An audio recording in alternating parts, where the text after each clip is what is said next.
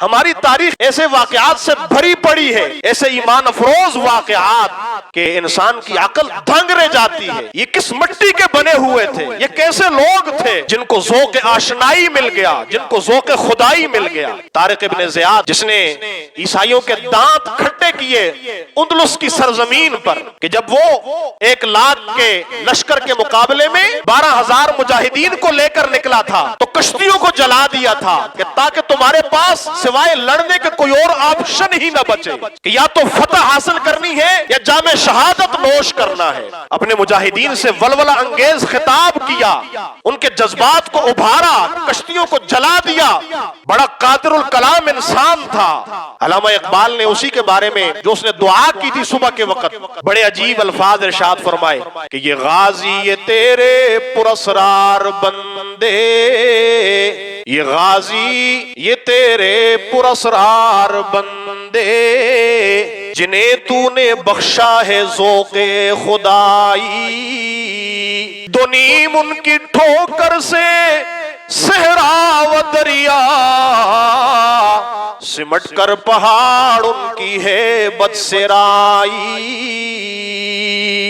وہ ایسے رجال کار ہیں، وہ اللہ کے راستے میں لڑنے والے ایسے مجاہد ہیں جن کو ایسا ذوق خدائی نصیب ہو گیا کہ اللہ کے راستے میں لڑتے ہوئے بلند و بالا پہاڑ، بہتے ہوئے دریا رائی بن گئے، ہر قسم کی رکاوٹ کو وہ عبور کرتے چلے گئے۔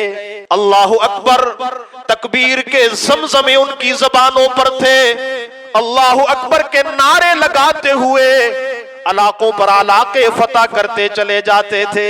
دو نیم ان کی ٹھوکر سے صحرا و دریا، سمٹ کر پہاڑ ان کی ہے بدسرائی، دو عالم سے کرتی ہے بیگانہ دل کو، عجب چیز ہے لذت آشنائی۔ جب رب تعالیٰ کی محبت دلوں کے اندر پیوست ہو جاتی ہے، انسان اپنے رب کا آشنا بن جاتا ہے، تو پھر اسے ہر رکاوٹ معمولی نظر آتی ہے۔